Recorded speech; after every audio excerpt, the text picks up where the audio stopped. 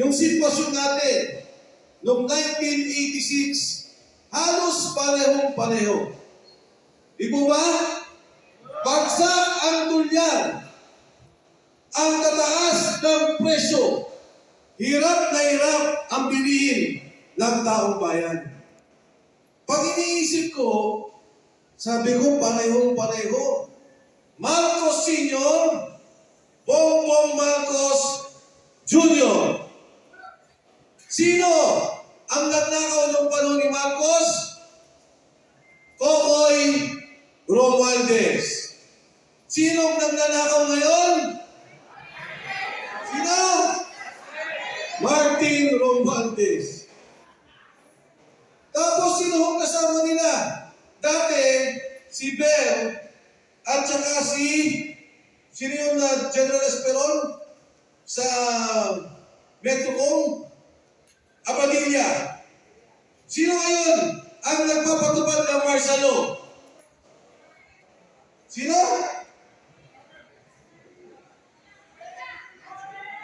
NBI.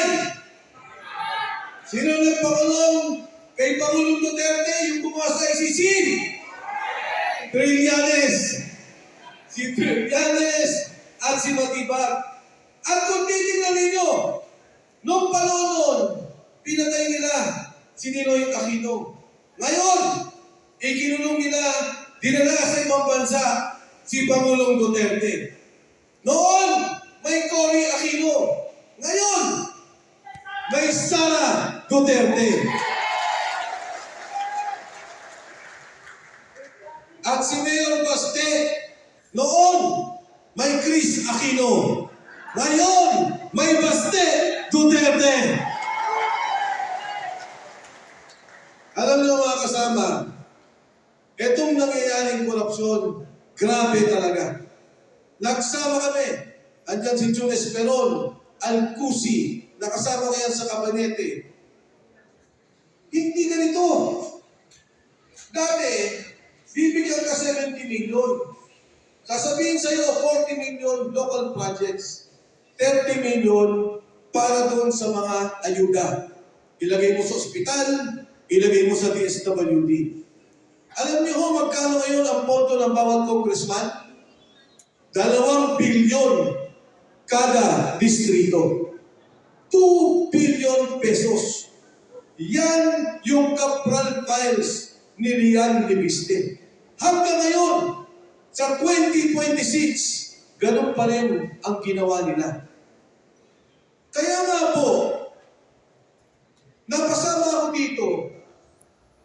Noong unang lumapit sa akin si Sergeant Cotesa, ang sabi sa akin ng kaibigan kong tagapamantasan ng Pilipinas, pakinggan mo, ipakilala mo kay Senator Marcoleta. Noong akin kong pakinggan si Sergeant Cotesa, ang sabi niya, Sir, nagbibilang kami ng pera sa bahay ni Saldico sa Valle Verde. Ang pagbilang namin ng pera, hindi na counting machine, kilo-kilo na.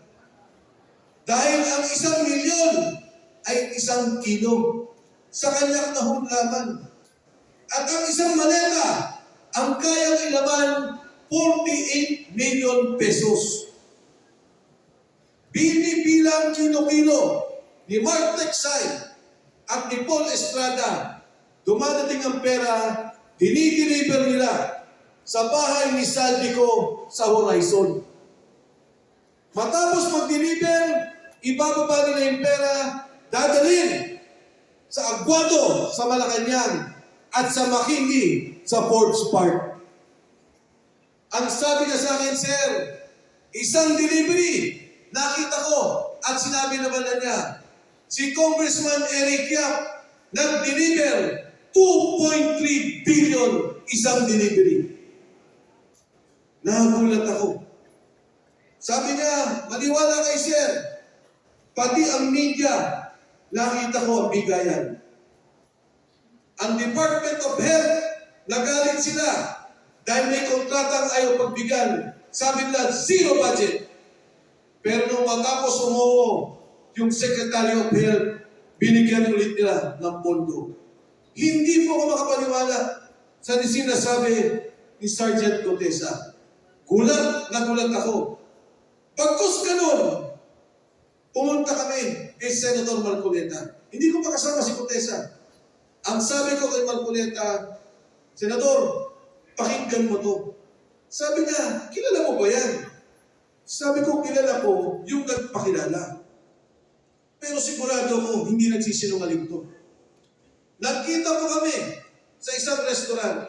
Pinaliwanag ni Gutesa. At sinabi pa ni Gutesa ng panahon yun na didinig ko, nung inuhuli po si Pangulong Duterte, nandun ang NBI, nandun ang mga ahensya ng gobyerno sa Maidas Hotel ni Saldico, hinihintay namin arestuhin si Pangulong Duterte. Alam niyo mga kasama, ang sabi ni Senator Marcoleta, Sergeant Gutesa, parang awa mo na. Baka huling hearing na to. Pag hindi ka magsalita, hindi malalaman ng taong bayan kung anong nangyari sa pondo ng ating bansa. At doon po sa aming pag-uusap, tinanong siya, bakit ka lumabas, Sergeant Gutesa? Sabi niya, Sir, kami po sundalo. Sumusunod lang. Nagdadala ng pera. Nung nakita po namin yung flood control scandal na bilyon-bilyon ang ninakaw at yung aking kamag-anakan at kamag-anak ng aking mga kasama nasira bahay, nawala negosyo dahil sa baha, nagdesisyon ako lumabas para na lang po sa kinabukasan ng aking mga anak. Alam niyo mga kasama, mag-isang nagpunta si Sergeant Gutesa sa Senado. Nagpanotaryo, mag-isa. Magkakasama kami nung gabi. Ang sabi ko, Sarge, mauna na ako. Sabi niya, Sir, walang problema. Ako na magpapanotaryo. Pupunta ako sa Senado. Tumawag si Senator Marcoleta ng umaga. Ang sabi ni Senator Marcoleta, Mike, pwede bang pag tinanong sino nagpakilala, sabihin ko ang pangalan mo. Sabi ko, okay lang, Senator. Walang problema. Umpisa pa lang po. Sinabi na kagad niya, ang nagpakilala sa akin kay Sergeant Orly Gutesa ay si Mike Defensor. Sabi ko, patay na to. Laban na. At doon nga po nangyari. Lumabas si Sergeant Gutesa. At anong ginawa nila? Noong una, ang sabi nila, pro-protector. Ilalagay doon sa kampo para proteksyonan si Sergeant Gutesa. Noong huli, under detention na si Sergeant Gutesa. Pinapirma nila ng affidavit na ang sinasabi, nagsalita lang daw siya ng ganon dahil ang sabi ko daw at ni Senator Marcoleta ay bibigyan namin siya ng pera. At yung kanya pong affidavit, binago na wala siyang delivery ng pera kay Martin Romualdez. At higit sa lahat, yung kanyang pamilya, yung bahay niya, araw-araw binabantayan. Tinatakot ang kanyang asawa at ang kanyang anak.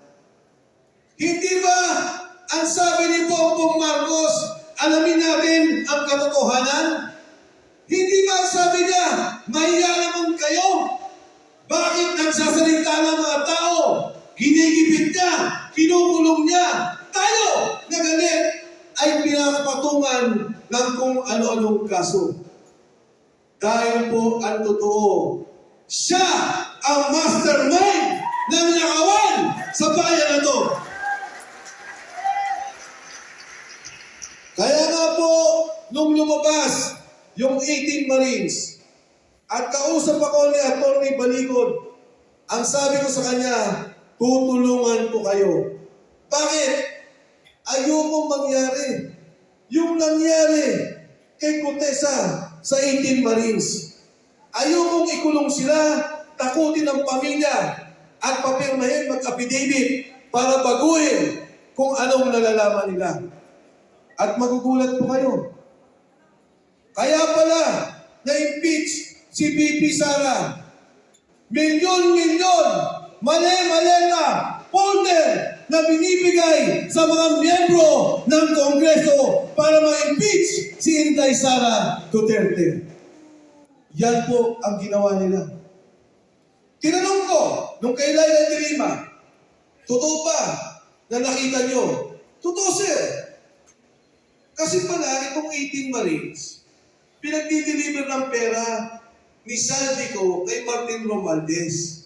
Pupunta doon sa townhomes, sa Forbes Park. Sasabihin ni Martin, pwede ako na 20 na folder. Magdadala ng folder doon. Nakita nila pumasok si Laila de Lima. Nakita nila pumapasok yung mga kasamahan sa Kongreso. Paglabas, yung perang binalot nila, yun ang bit-bit-bit-bit. Kaya sabi ko sa kanila, bakit hanggang ngayon, hindi nila imbestigahan ang mga sundalo? Dahil alam nila totoo na tumatanggap sila ng maleta. Totoo na tumatanggap sila ng pera. Kaya